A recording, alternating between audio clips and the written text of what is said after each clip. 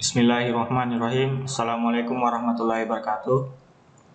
Saya atas nama Muhammad Iqman dengan NIM H121-16017 akan mempresentasikan seminar statistika 2 dengan judul Penerapan metode stepwise dan dominance analysis pada regresi logistik biner dengan studi kasus data hipertensi di Indonesia. Adapun pembimbing utama yaitu Bapak Dr. Lapoje Talangko MSI, pembimbing pertama Ibu Siti Sahriman SSI MSI, penguji Ibu Dr. Anna Islamiati SSI MSI, dan Bapak Dr. Nirwan MSI. Departemen Statistika Fakultas Matematika dan Ilmu Pengetahuan Alam Universitas Hasanuddin 2020. Adapun rumusan masalah pada penelitian ini yaitu yang pertama, bagaimana model terbaik regresi logistik biner pada data hipertensi di Indonesia dengan menggunakan metode stepwise. Yang kedua, bagaimana peringkat kepentingan masing-masing variabel prediktor regresi logistik biner pada data hipertensi di Indonesia menggunakan dominance analysis. Berdasarkan rumusan masalah tersebut, adapun tujuan penelitiannya yaitu yang pertama mendapatkan model terbaik regresi logistik biner pada data hipertensi di Indonesia dengan menggunakan metode stepwise.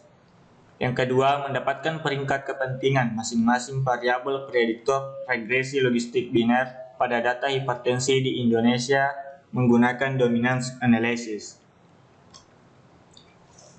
Tujuan yang pertama tadi yaitu pembentukan model terbaik. Pembentukan model terbaik untuk regresi logistik biner menggunakan metode stepwise, yang mana merupakan gabungan dari metode forward dan backward. Metode ini bekerja dengan menetapkan nilai P-entry dan P-remove sebagai kriteria dalam membangun model.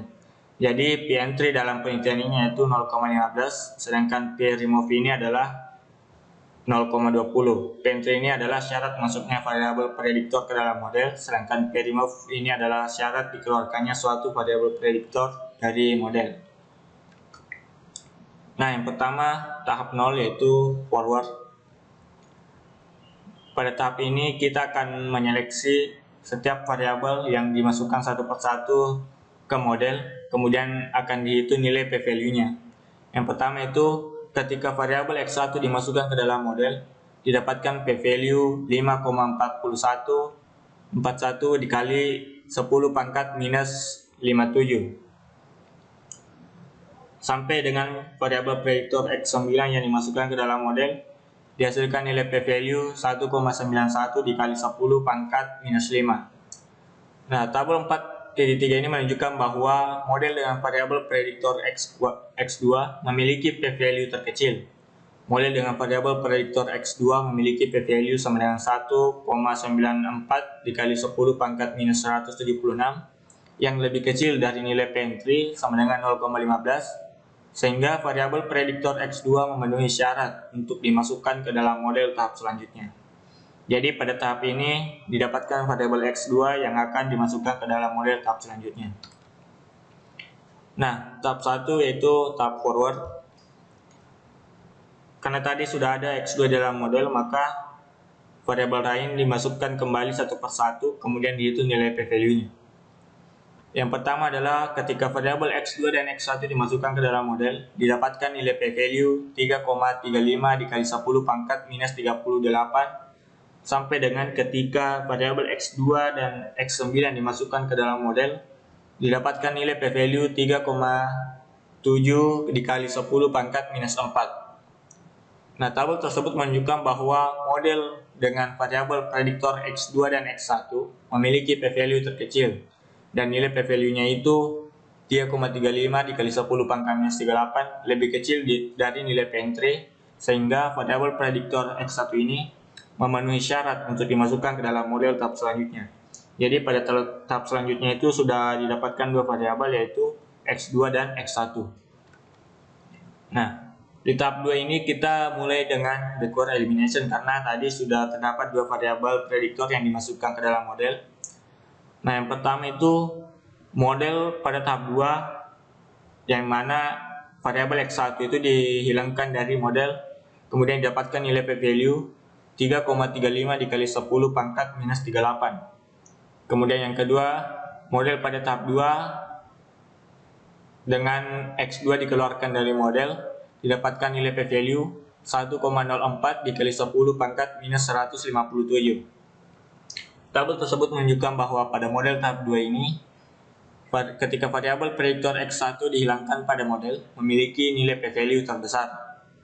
Nah, kemudian nilai p-value-nya itu dibandingkan dengan nilai p-remove, didapatkan hasil bahwa nilai p-value-nya lebih kecil dari nilai p-remove. Sehingga variabel prediktor X1 ini tidak layak untuk dikeluarkan dari model. Karena tidak ada variabel yang dikeluarkan dari model, maka model pada tahap 2 ini tidak berubah. Nah, sekarang adalah tahap forwardnya. Karena tadi sudah ada dua variabel, yaitu X2 dan X1. Kemudian kita memasukkan satu persatu lagi variabel yang lain.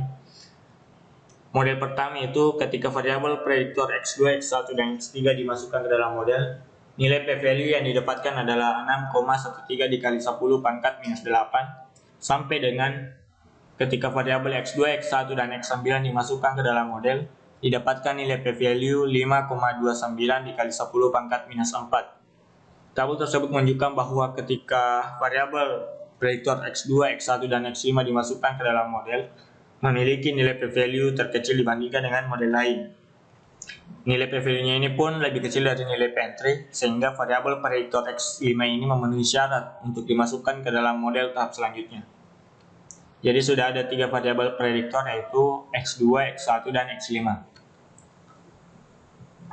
Kemudian tahap 3 itu dimulai lagi dengan tahap backward elimination, di mana ketiga variabel tersebut tadi dikeluarkan satu persatu, kemudian dihitung nilai p-value-nya.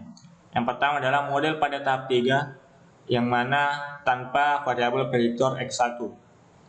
Didapatkan nilai p-value 4,42 dikali 10 pangkat minus 36. Kemudian sampai terakhir yaitu model pada tahap 3, dengan variabel prediktor X5 dihilangkan pada model, didapatkan nilai p-value 1,01 dikali 10 pangkat minus 23. Tabel tersebut menunjukkan bahwa ketika variabel prediktor X5 dihilangkan pada model, memiliki nilai p-value terbesar. Dan nilai p-value-nya ini lebih kecil dari nilai p-remove-nya, sehingga variabel prediktor X5 ini tidak layak untuk dikeluarkan dari model. Karena tidak ada variabel yang dikeluarkan dari model, maka model pada tahap 3 ini tidak berubah.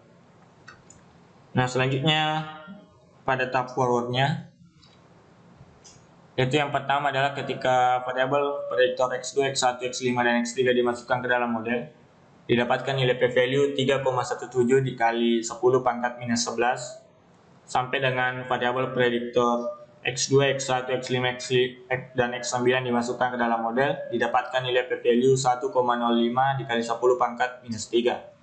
Nah, tabel tersebut menunjukkan bahwa ketika variabel prediktor X2, X1, X5, dan X8 dimasukkan ke dalam model, memiliki nilai p-value terkecil. Kemudian nilai p-value-nya ini sama dengan 9,81 dikali 10 pangkat minus 10, lebih kecil dari nilai p-entry-nya, sehingga variabel prediktor X8 ini memenuhi syarat untuk dimasukkan ke dalam model tahap selanjutnya.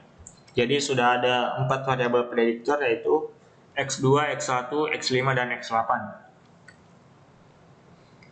Kemudian tahap 4 yaitu backward elimination.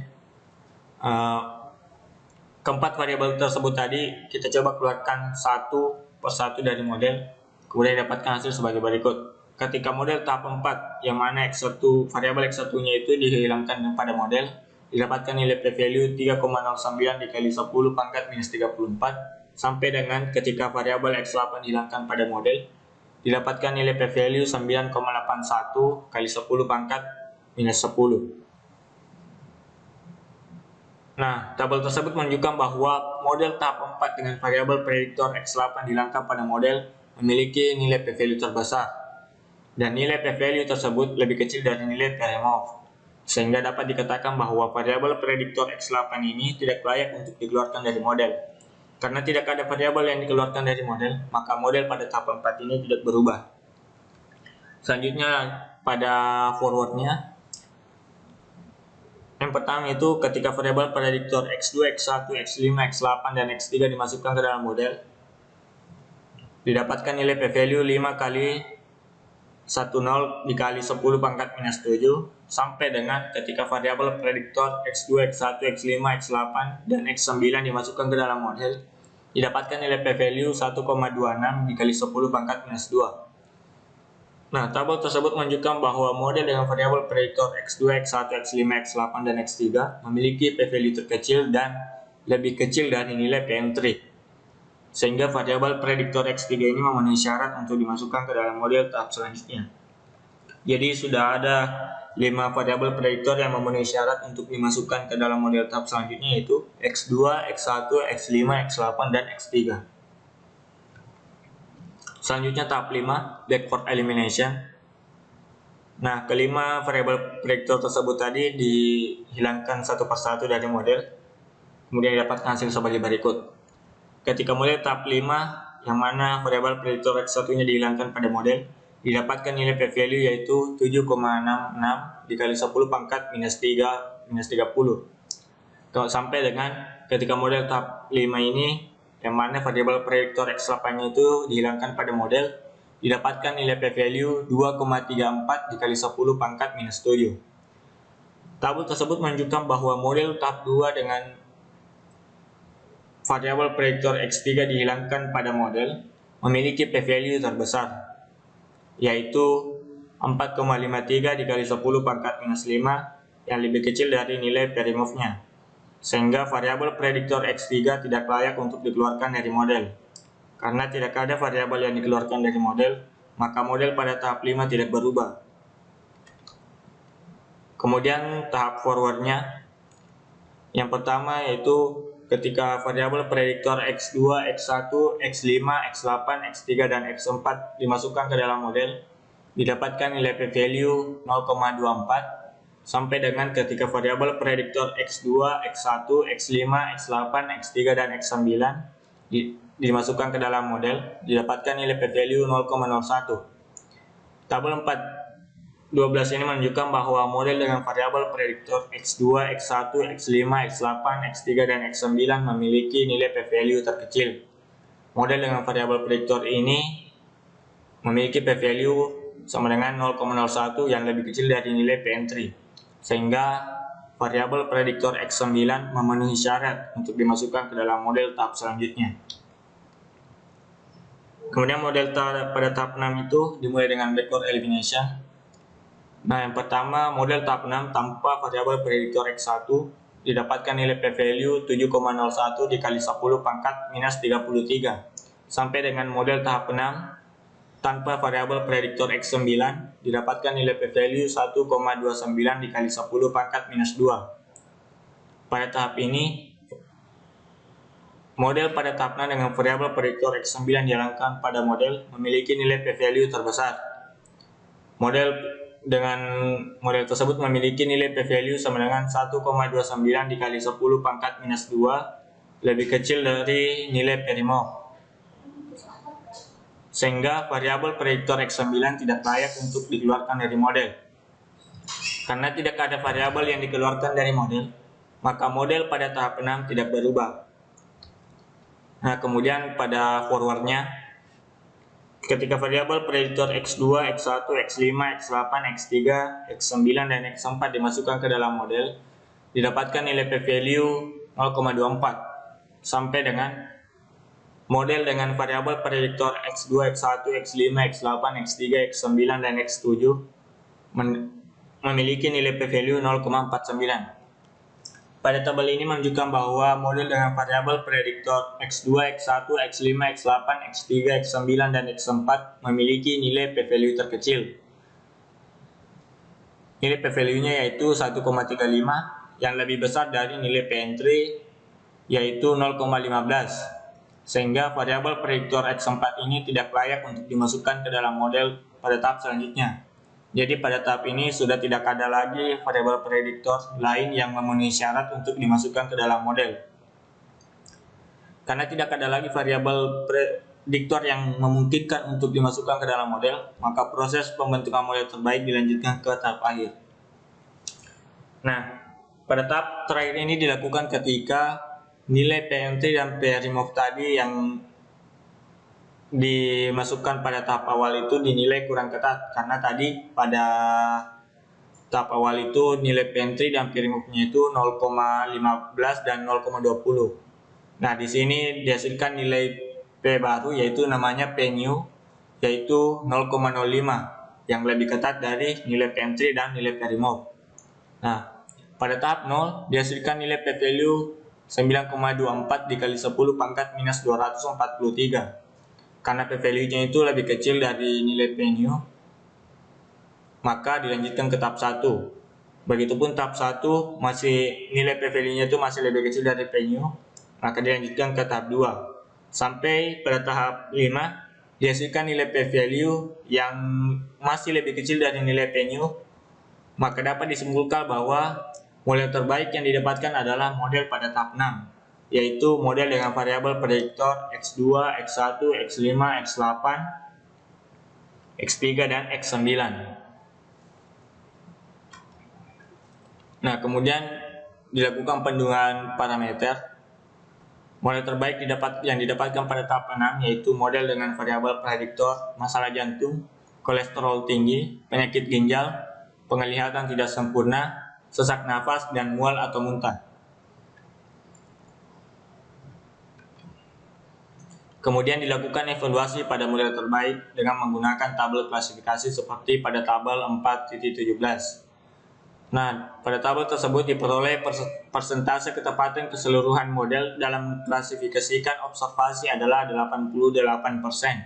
Artinya dari 31.396 observasi, terdapat 27.674 yang tepat pengklasifikasiannya berdasarkan model terbaik yang telah didapatkan. Tingkat akurasi yang diperoleh cukup baik sehingga dapat dikatakan model yang dihasilkan juga sudah cukup baik. Nah, kemudian tadi tujuan yang kedua itu menentukan peringkat kepentingan variabel prediktor dengan menggunakan dominance analysis. Penentuan peringkat kepentingan variabel prediktor yang mendominasi variabel status hipertensi dalam penelitian ini menggunakan nilai R-square McFadden. Nilai R-square McFadden digunakan untuk mengetahui besarnya masing-masing penambahan kontribusi di setiap variabel prediktor pada dominance analysis. Variabel prediktor yang digunakan adalah variabel yang terdapat pada model terbaik, yaitu masalah jantung, kolesterol tinggi, penyakit ginjal, penglihatan tidak sempurna, sesak nafas, dan mual atau muntah. Nah, kemudian hasil dari dominance analisisnya itu pada tabel 14, 418, dan lampiran 20 menunjukkan bahwa variabel prediktor yang mendominasi secara menyeluruh adalah X2, karena variabel prediktor tersebut memiliki nilai kontribusi yang lebih besar daripada variabel prediktor lainnya pada setiap model. Kemudian yang kedua, variabel prediktor yang mendominasi secara kondisional adalah X2, karena variabel prediktor tersebut memiliki nilai rata-rata kontribusi di setiap penambahan variabel prediktor lebih besar dari variabel prediktor lainnya. Kemudian yang ketiga, variabel prediktor yang mendominasi secara umum adalah X2 karena variabel prediktor tersebut memiliki nilai rata-rata kontribusi keseluruhan lebih besar daripada variabel prediktor lainnya. Nah, kesimpulan yang pertama tadi adalah model terbaik. Model regresi logistik biner terbaik untuk data hipertensi di Indonesia yang didapatkan melalui metode stepwise adalah pada slide. Variabel yang terdapat dalam model terbaik tersebut adalah masalah jantung, kolesterol tinggi, penyakit ginjal, penglihatan tidak sempurna, sesak nafas, dan mual atau muntah. Kemudian yang kedua adalah dominance analysis. Hasil dominance analysis menunjukkan bahwa X2 memiliki kepentingan paling dominan dibandingkan dengan variabel lainnya. Dengan kata lain, variabel prediktor kolesterol tinggi menduduki peringkat pertama dalam kepentingan variabel prediktor disusul masalah jantung, penglihatan tidak sempurna, penyakit ginjal, sesak nafas, dan mual atau muntah. Berikut daftar pustaka yang digunakan.